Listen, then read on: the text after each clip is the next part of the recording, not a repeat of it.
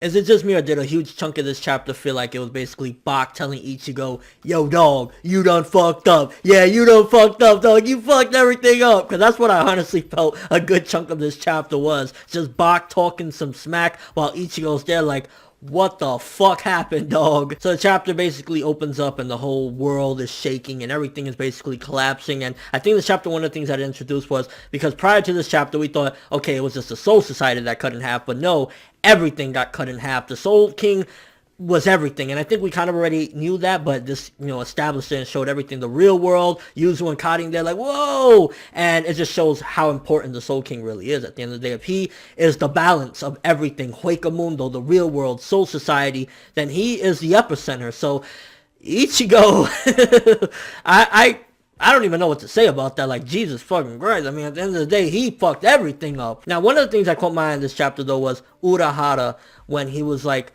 the Soul King is dead. He immediately knew.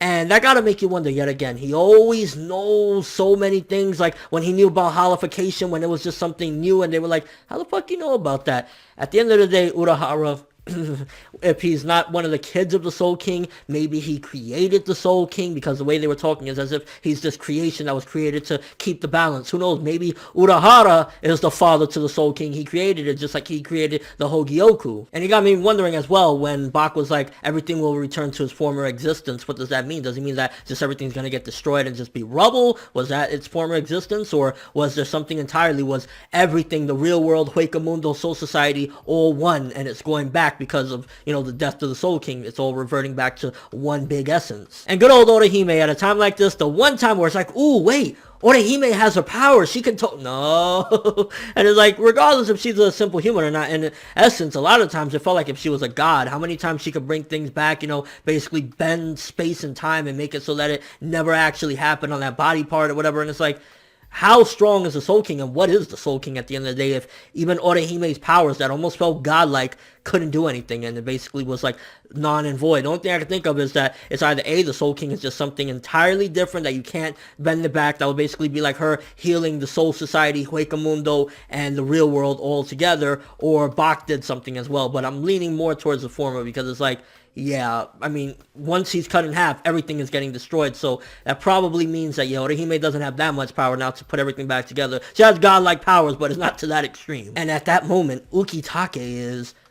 What the hell at the end? It was like, oh yeah, my time to shine. Maybe he has some big secret to this. Maybe he knows something. Maybe he has a trick up his sleeve. I have no idea. At the end of the day, he's been a little bit of a mystery as well. So it was just a random setup at the end, like he's going to do something, whether he's going to try and stop it, sacrifice himself. Who the hell knows what Ukitake is going to do? But that was just kind of like random of an ending. And to be honest with you, this chapter, for the most part, it was establishing what we already know. We already know that everything is going to, be completely obliterated. I think it was establishing a little bit more that it was more than just Soul Society, but we knew that. Bach just talking mad smack. Hey, Ichigo, you fucked up, dog. It was kind of like he was just like, yo, dog, you fucked up. You suck, bro. So that was a good chunk of the chapter as well. And to be honest with you, I guess it was establishing Orihime can't fix this. Everything is just going to ruin. So it was trying to more so push forward. Yeah, things is ruined. That's it.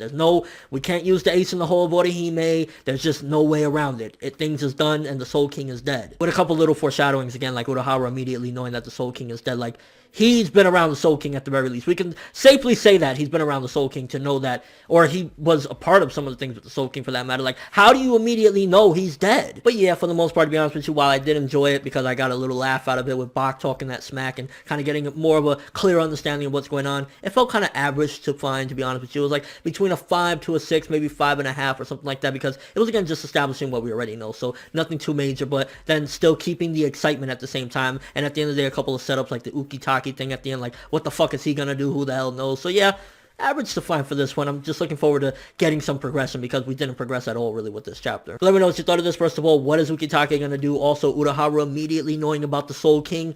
Did he create the Soul King? Is he the Soul King's son? How the hell does he immediately know the Soul King is dead? And do you think that it's kind of BS that Orihime can't bring back the Soul King, or is it because it's just too much strain for her power to handle? And your thoughts on the chapter, but that's all I have for this review. Thanks for watching. Hope you enjoyed. If you liked anything I had to say or enjoyed the video, drop me a like. I'd greatly appreciate it. And if you haven't subscribed, if you could do so as well, that'd be amazing. I'm ForneverWorld, and as always, people, have an awesome day.